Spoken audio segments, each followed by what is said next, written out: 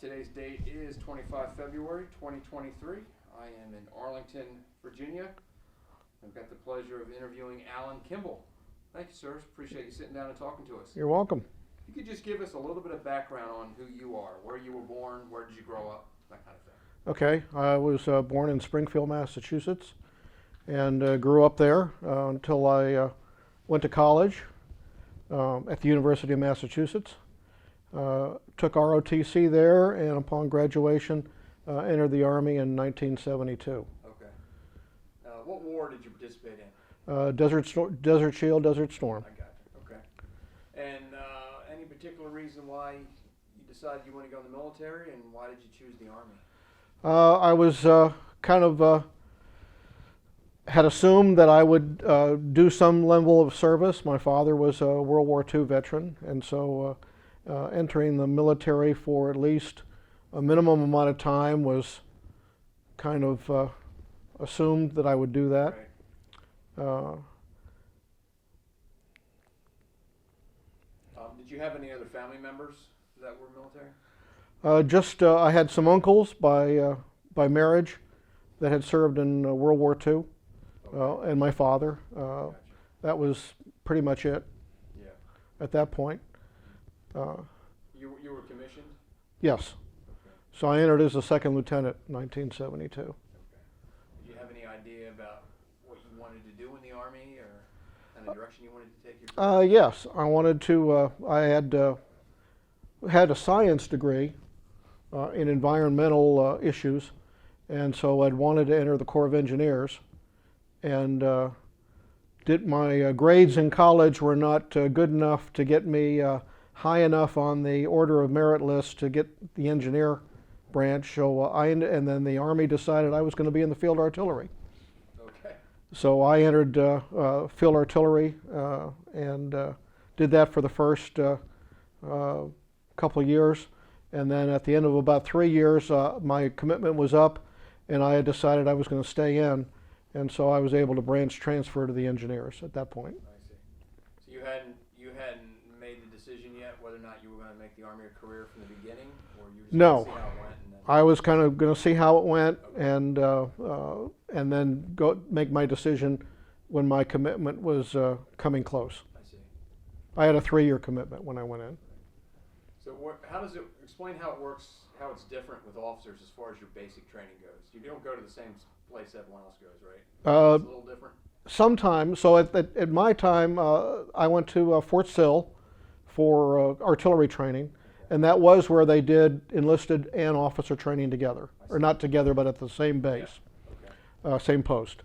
So I went to what was called the Officer Basic Course, which was 90 days. I had already attended ROTC camp, where it was not basic training, but they covered the same kind of hands-on Right. training. So I had done that for 6 weeks the summer before, and then went to Fort Sill after I graduated from college. And then from there, I would go to my first assignment. Okay. Which would be where? I went to Korea. Okay. Got to Korea, and I did not have a unit assignment when I arrived there. And they informed me when I arrived that I was going to go to a air defense artillery missile unit. And I said, well, I wasn't air defense artillery. I was field artillery. I knew about cannons, not missiles. And they went, noted. However, the Air Defense Artillery Brigade has been given priority over all lieutenant assignments, and so you're going to go there. Gotcha. So I spent my year learning air defense artillery missile procedures and equipment and everything. And then at the end of my tour there, I was reassigned to Fort Hood, Texas, and was assured by the Field Artillery Branch that I would immediately go into a field artillery unit upon my arrival. That was not a problem. Arrived at Fort Hood and was detailed to a Company XO job in their Division Support Command, which for whatever reason required a combat arms lieutenant to do it, and I apparently was it at that week.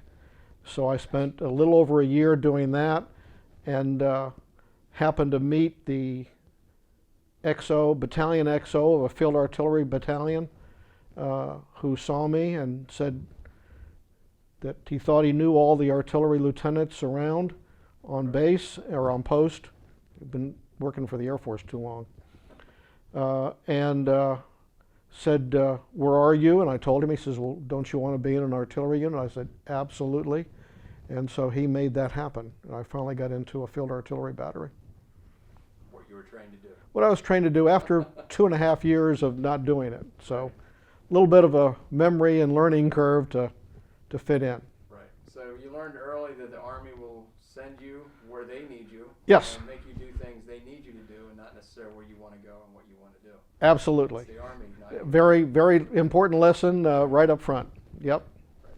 Talk about what duties do you have as an officer in a field artillery unit? As a lieutenant, I was had three duties. One was as a forward observer, where I would go out with the infantry, or in my case, armored units, when they would deploy or go out on exercises, and I was their link for providing artillery support for them. I did that either by riding with them in one of their tanks, or aboard a helicopter, OH-58 Kiowa helicopter. So I trained in both of those venues.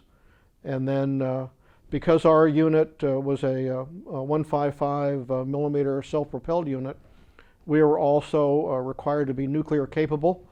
And so I also led the special weapons team, who would assemble and then fire a nuclear round after certification for the battery. This would be what they call field nukes. Yes. I guess. Yep. Tactical nukes. Tactical nukes. Yeah. Yep. And so we had to go through a training and certification process where we were inspected by the Department of the Army IG. Right.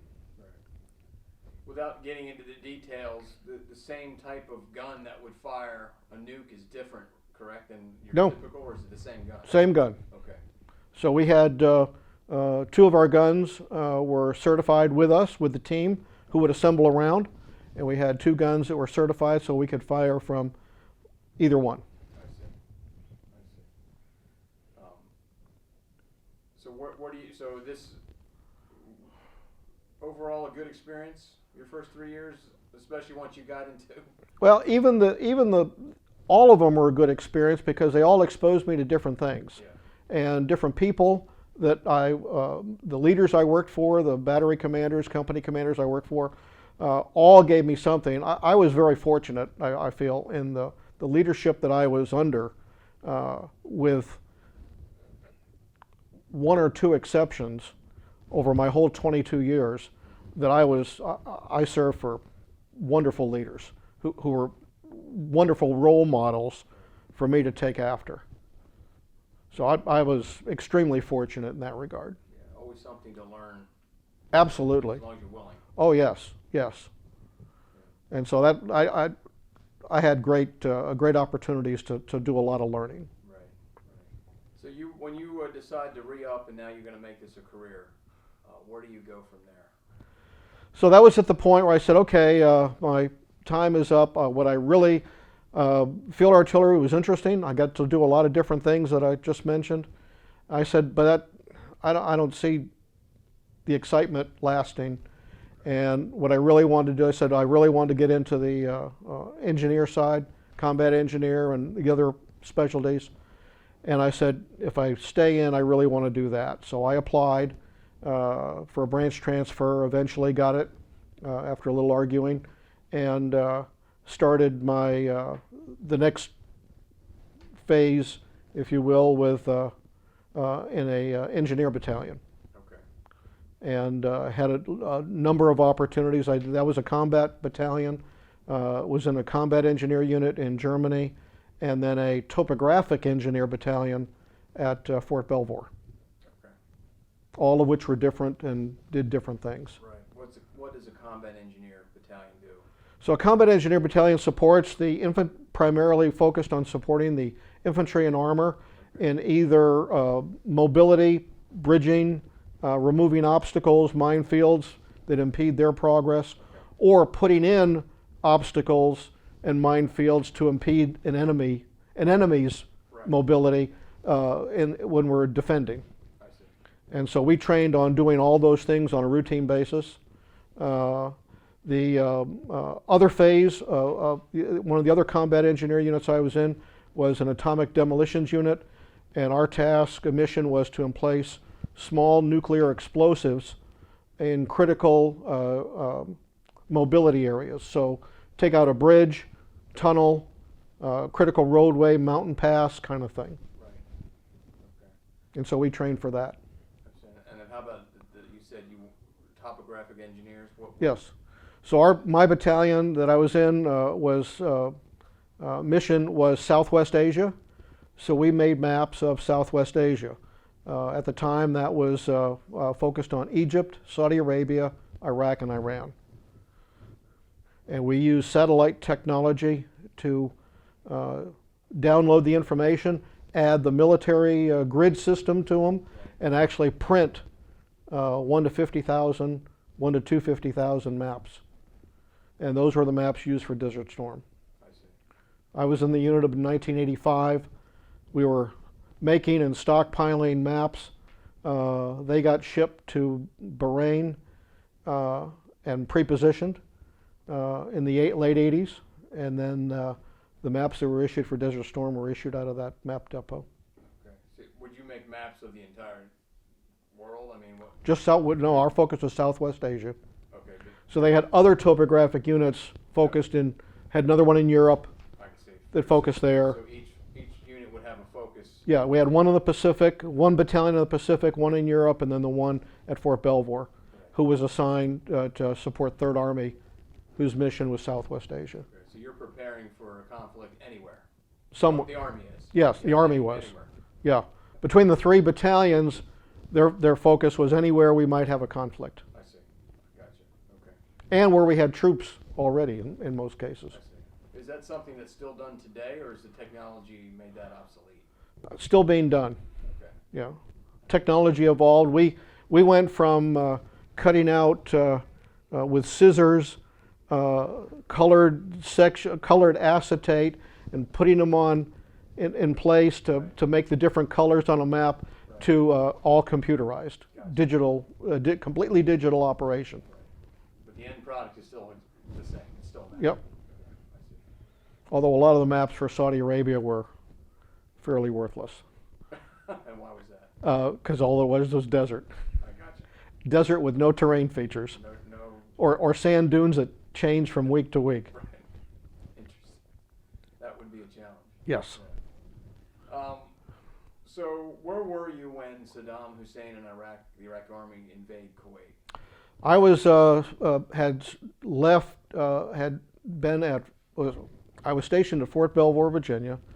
I was on the staff of the Defense Systems Management College as their Director of Resource Management, Comptroller. I had been there since about January of 1990. I had, in December of '89, I had left 7th Corps in Germany after a 3-year tour there, and gone to Comptroller School and then to Fort Belvoir.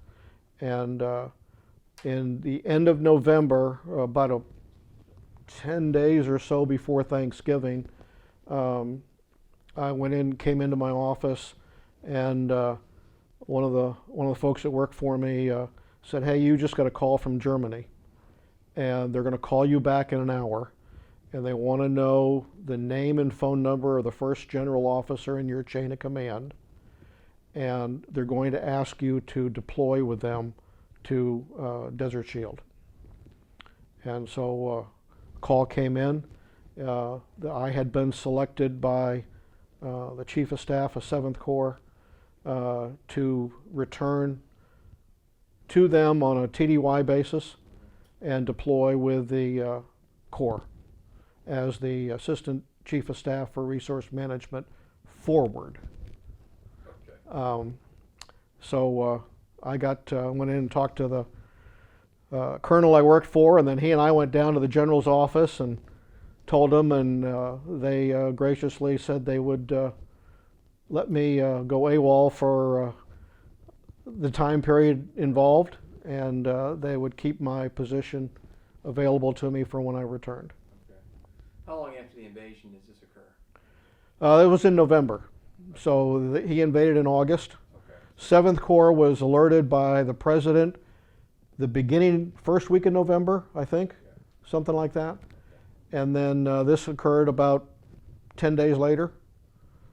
And I found when I got back to Stuttgart that they had also grabbed a number of other people, some of which I'd served with when I was in Stuttgart, so assigned to Stuttgart back in the late 80s. So when Iraq invades Kuwait, is there any, what are you thinking at the time? That you'd be involved in any way, or? No, I mean, I was at Fort Belvoir over here, so I was out of the mix. Wasn't going to get involved, was going to miss another one, and Right. I said, like, okay, you know, and I had a guy that I was running at noontime with, and he and I would decide, make decisions on what we saw happening and whether they were right or wrong, and making all kinds of assessments that we didn't have a clue about, but it took up the time for our run, Right. and we both got grabbed. I went over, and then several months later he did. Gotcha. What is your duties when you get over there? Well, first of all, where do you go? Saudi Arabia? No, I went to Stuttgart, Okay. and kind of signed back into the 7th Corps, and Okay. they said, okay, here's what you're going to do. You're going to have a team of people that are going to work for you. They were a captain, a sergeant, sergeant first class, and about 8 civilians. The civilians were coming from different Corps units. They had been their comptroller, their budget officers, or contracting officers from somewhere in the Corps area. And we were going to go over and act as the comptroller for all the funding that the Corps would be given in theater, and also support the Corps by doing whatever contracting for supplies or services would be needed by the Corps units. Okay. And we would work within the structure that was over there that had been set up by the Army under the theater operation, and work with that theater staff to accomplish those things. I see. And so when we got over there, we found that a lot of the normal military supply systems had been exhausted for some items before we got there by the units that were already there. 18th Airborne Corps in particular, and the other units that had come in had basically exhausted a lot of supplies, and therefore we needed to obtain those by local contracts, and I ended up putting 2 of our contracting folks with the DLA contracting office and working directly in their office and handling all of the 7th Corps stuff that we had. And when that became too much for those 2 guys, they supplemented with DLA people, contracting officers, to assist us. Okay. So this was quite a massive buildup in a pretty short period of time. Very, because we were seeing Corps units had already arrived. We got over there the first week of December, and so some of the Corps units were already in movement and arriving and saying, "Hey, I need blah blah blah blah blah," things like sandbags. DLA supply of sandbags had all exhausted.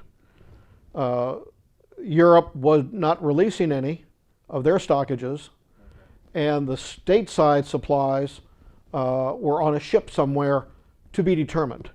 Right. And so for that, like that one item, it's hard to build bunkers and fighting positions without sandbags. We ended up buying thousands of grain and rice bags off the local economy. The problem with those was it had a much looser weave, so you fill it with sand, stack it, and a couple days later the sand is leaked out, Right. and so you end up putting more and more and more. until you've got, you know, what was maybe 5 bags high is now 10 bags high, Right. if you will. Yeah. We ended up buying plywood to reinforce the sides of bunkers, because in some of the, depending on where you were in Saudi Arabia, the sand was either very fine, loose sand, or it was like concrete.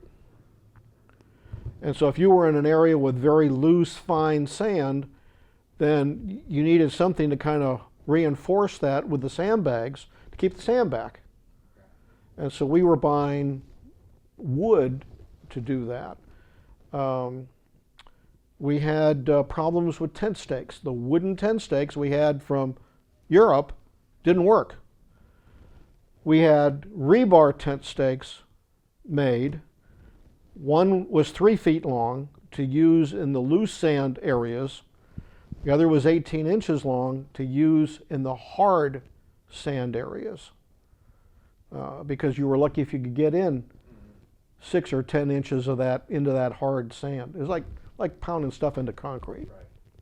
Right. So we were making those kind of things and getting them to the units when they arrived before they left the port area, and then we were sending them out to the logistics bases, which were pre-positioned out in the desert that the units could go to for supplies. And we would send thousands of them out to those log bases. Right. So if they didn't grab them, if they weren't available as they moved through the port, they could get them at the log bases. It's interesting, you mentioned earlier that you had created these maps for each region so the Army would be prepared. Right. But it seems like, from what you're telling me and what history tells us, is the Army was not prepared for a fight in the sand. They were prepared for a fight with the Soviets, and that's what everything was geared towards, the color of the uniform, everything. Everything. Sandbags even. Yes. And now we're going to the desert. Yeah, We have 180 out. Maps, but we have nothing else. 180 out. Right. Especially in that environment. So there was a lot of people that did some extremely creative things to adjust to that. One of the devices which became critical was GPS. So we had a handheld GPS device, and the nickname for it was a slugger. And it was about the size of a very early cell phone, weighed about as much as a brick did, had an antenna you extended out, and when everything was working perfectly, would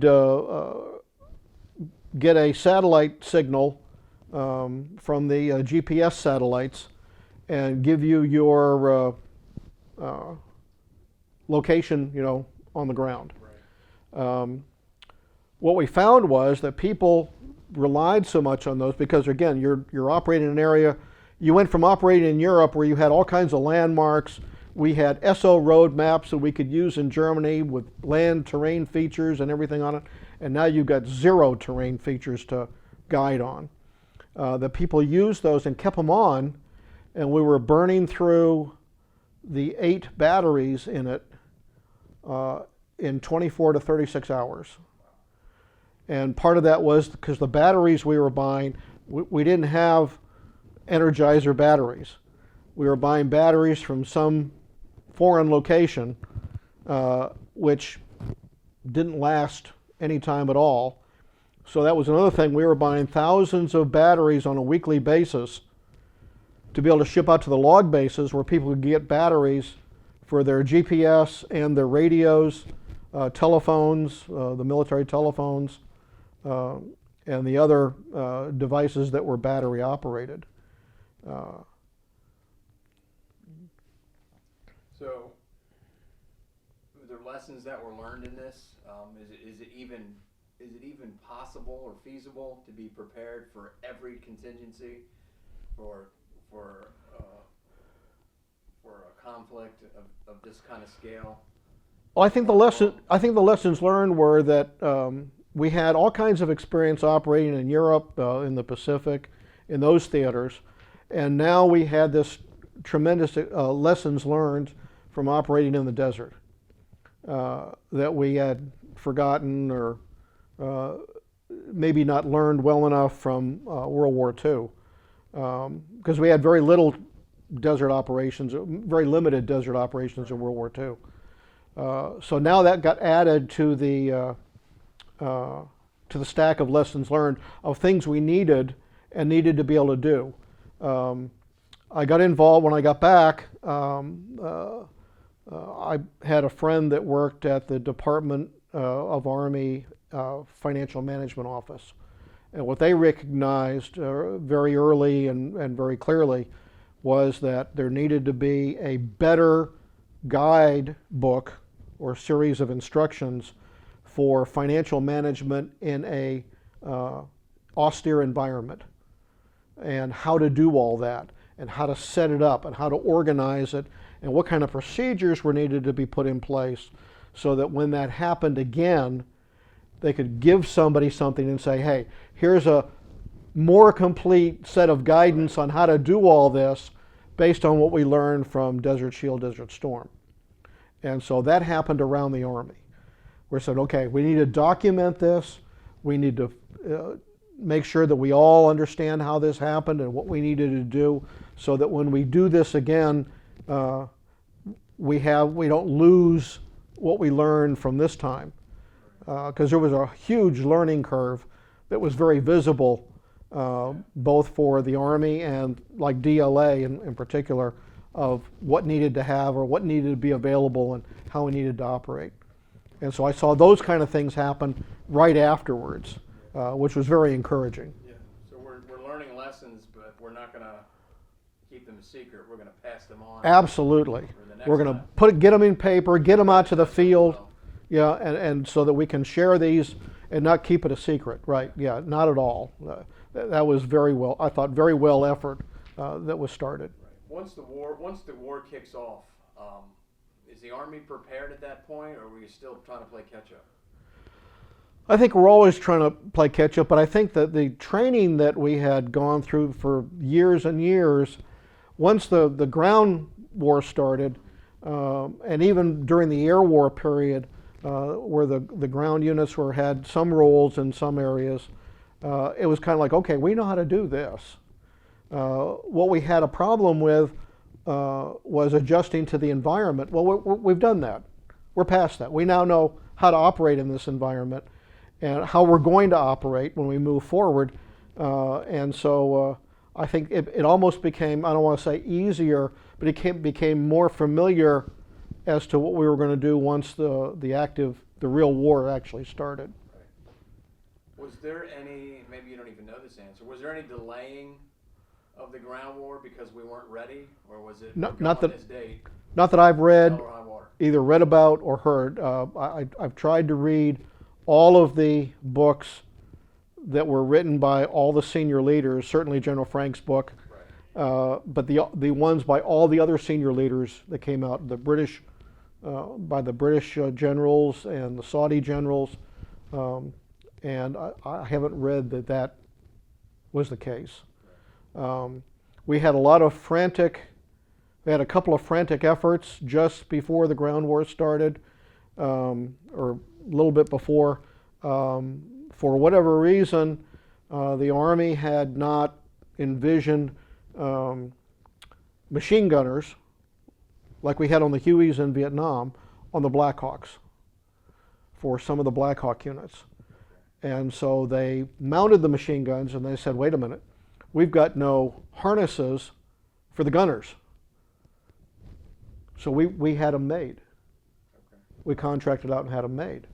A couple days before the ground war started, DLA notified 7th Corps that, oh, by the way, you've requested so many thousands of aviation identification panel kits. So those are and what you do is you roll those out. They're about 6 feet long, about 3 feet wide, blaze orange. And you put them on top of your vehicle. And that tells the Air Force, you're friendly. And so we wanted, that's a huge anti-fratricide measure that can be taken. Panels weren't coming in, weren't going to be there. They were on a ship somewhere, but they weren't going to get unloaded and we weren't going to get them. So we got the requirement and we found a Saudi company that manufactured plastic sheeting. And they had them come in with a sample of their product. It was unterrible. You could not tear it with your hands. Okay. We had 6 of us tried, couldn't do it. You could cut it with a very sharp knife. And we said, wonderful. And we had them make enough for 5,000 armored vehicles. And they made it in, we had 200 rolls of this. It came out because the rolls could only be so big. Okay. And we were able to convoy those out to the log bases to be distributed to the units before they kicked off. And I know that at least some of them made it, because I've seen film. Right. Don't know how many of them made it, or Right. got to how many of them, but I know it made it to at least some of them. Yeah. Where else were you sourcing equipment? Was it U.S. companies, or was it predominantly over in Europe? No, all in Saudi. All in Saudi. All in Saudi, local stuff. We had problem, or the Humvees had glow plug issues, where the supply system did not have them available. We went to a local vehicle dealer that stocked them and bought their entire supply before they bailed and took off out of country, and put them into our supply system so that we would have the glow plugs available. We had communications fans that in Europe never install the air conditioning units that would keep the communications van cool, because in Europe you didn't need it. When they got to Saudi, now we got to install, now they need them. Right. And so we ended up having a contract with a local Saudi company that welded together frames onto the vehicles and then install the air conditioning units on them, so they would be able to have the air conditioning power to the communications vans, so they didn't overheat. Because even in the wintertime, it was hotter than Right. expected. Yeah. How about when the ground war kicks off? Is your job done at that point, or? We were basically, it's okay. We're delivering stuff Okay. to the log bases, or continuing to deliver the recurring supplies, like the batteries and other things. We had the critical thing that showed up that was a little bit unexpected was the items we bought for the POWs that happened. And so POWs were provided a little wash basin and a rug, prayer rug type thing, and we were buying thousands of those very quickly. I mean, we had the number of POWs, I think, surprised a lot of people, and so we were doing that very quickly. We also contracted for refrigeration trucks for 2 missions. One, taking fresh food from the rear out to the troops when that was possible, and the other reason was we had them for casualties, to bring back the dead from the front areas back. We got refrigeration trucks for that purpose. And again, I think somebody mentioned yesterday that estimates were as high as 10 or 20,000 possible KIA, and so we had a group of refrigeration trucks to support 7th Corps if those kind of numbers had occurred, and they were basically standing by. Yeah. But we ended up getting from Jordan. That was the nearest supply of refrigeration trucks, and we ended up having a convoy from Jordan down into Saudi Arabia to pre-position them. Right. Was there anything that surprised you, either good or bad, about all of this? That just you look back on it and I'm amazed sometimes at all the things we said, well, we'll try to get that, we'll see if we can find it, that we were able to do as much as we did do, and that we were able to get some of the things done as quickly as we did. Was really very pleasantly surprising. We found that there was a concern that well, we got to watch what they're asking for because you're going to want stuff they really don't need. And we didn't see that. When somebody came in and said, hey, I really, really need this, it was like, yeah, I agree with you. And we're going to go get that for you. We had the 1st Infantry Division had set up a training area for their troops of going through the Iraqi obstacle, different types of the Iraqi obstacles. And so they were experimenting with a number of things of how do we do mine detection across this desert area. And so they were trying to come up with what can we do? And they were using things that they were going to make flails out of to put in on the front of different tanks or other armored vehicles where it would flail out in front and detonate a mine. In some of the areas that didn't work because the sand was so fine and everything. We went and got them, they asked for and we got them leaf blowers with the idea that you could walk in front with this leaf blower, blow the sand off the top and find the mines that way. In the other areas where the sand was too hard and that had no effect, we were buying batteries and wiring, electrical wiring, for them to set up like an electronic field on a bar in front of a vehicle that would set off any electronically or electrically controlled mines.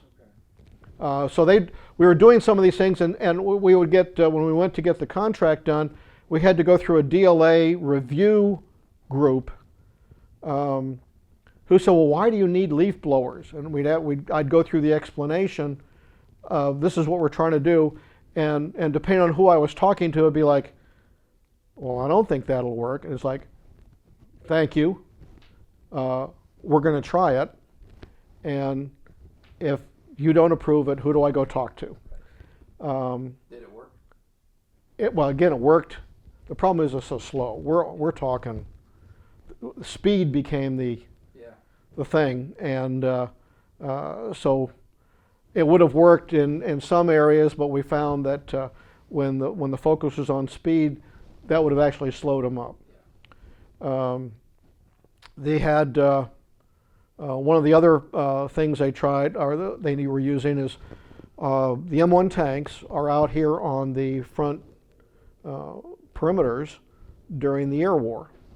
But so in order to keep visual awareness, you could use the tank's sighting systems to look out and keep track of any movement in front of your position. In order for that to work, you had to turn the tank engine on. Well, now you've got an infrared signature the size of the tank. It's pretty hard to miss that if you're on the other side. Right. And so one of the people came up and said, hey, I was involved with the development of the M1 tank, and one of the things that was going to be put on it was a 5 kW generator on the back of the tank, and that would power up your sighting systems, and the IR signature would be this little tiny 5 kW generator or whatever. He said, can we get some of those, because we want to do the same thing. We want to use those for our sighting systems so we don't have to fire up the tank engine.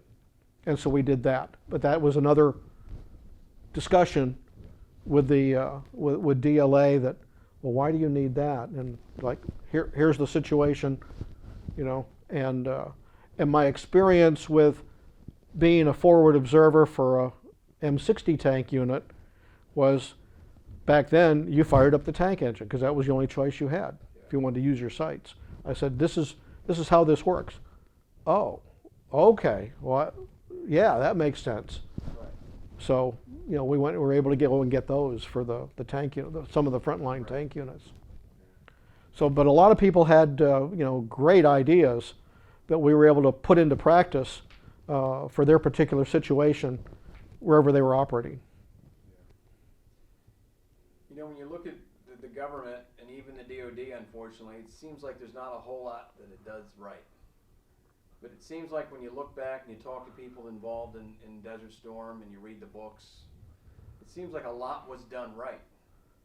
Oh, yes. A lot of things came together It just worked perfectly. And people were, so I think part of it goes back to our again, the training and experience that people had, where it's like, okay, I got an idea and I think it's going to work, and I'm going to tell somebody about it, and we're going to see if it'll work. And the leadership said, yeah, let's try it. We got nothing to lose by not trying stuff. Right. And so we did not have a rigid leadership structure or people that would refuse to think of something that maybe they didn't think of. Ideas came from the very bottom all the way up, and all those things got tried at different times to make things work. Yeah. Is that an anomaly though, or is that I don't think so. Again, it depends. It is so much dependent on the leadership of the unit that if they're receptive to someone other than a leader coming up with an idea, then it really doesn't matter. And so I think in the lead up in the years prior to that, that kind of became acceptable and allowed and encouraged. And so that just carried forward, big time when we got into a situation where, okay, we really need to make sure we do this right. Yeah. How do you think, you retired in 96? 94. 94, I'm sorry, 94. Did you remain in at Fort Belvoir after the war? You came back to Fort Belvoir, I assume, till you retired? Yes, I retired there. Okay. And then I went out looking. My kids were real young. They were only 5 and 7 at the time. Okay. And so it was very clear to me, my wife made it very clear to me that I needed another job. So I started applying for jobs and was eventually offered one to work for a small company that was working for the Air Force, doing foreign military sales with Saudi Arabia. And so my last couple assignments in the Army, I had had an alternate, what they called at the time, a alternate specialty. My primary was engineer, my alternate was comptroller, because I had earned a master's degree in business over the years. I went to night school. And so my alternate specialty was comptroller, and my last 2 assignments in the Army were as a comptroller, once in 7th Corps and then with the Defense Systems Management College.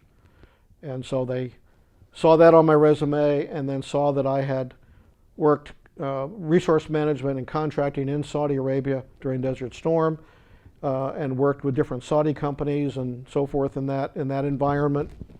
And so they said, well, this kind of a fit. We're going to be working with the Saudi government, Saudi Air Force, and so forth in that environment. So we don't have to explain it to you. You'll already have an understanding of that. So I got hired by that company and did that. Went on to another Air Force program, and then went back to a second Saudi program over the period of about 23 years. How do you, looking back on it, how do you think that this experience, Desert Storm, Desert Shield particularly, how do you think that's shaped who you are, affected your life? It certainly helped give me a perspective on things that are important or maybe not so important, and made me less, if possible, less accepting of getting a stupid answer when things maybe weren't going so well, and saying, well, we can fix this, we just have to do this. Well, we don't want to do that. What do you mean you don't want it? And challenging that. Again, I was lucky in the people that I worked for after the Army, and that they kind of saw that that's the kind of person I was by then, and kind of knew what they were getting, figured out what they had shortly after I started working, and were very accepting of that. That no, I was going to say something. If I saw something that needed to be fixed or changed, that I was not going to be bashful in bringing it up. And I was very lucky that most of the people I worked for over that 23 years after the Army were very either encouraged it or at least were very accepting of it. Yeah. And I saw that as the biggest, probably the bigger change. So still had some difficulty at different times with some things, but by the most part, I think that was probably the biggest change. So looking forward, somebody sees this in 50 or 100 years, this interview. Hopefully we can preserve it that long. What advice would you send to somebody, young man or young woman, who's considering a career in the military? It is a terrific opportunity to find out, to challenge yourself and find out what you're capable of doing, especially if you're not sure what it is you want to do.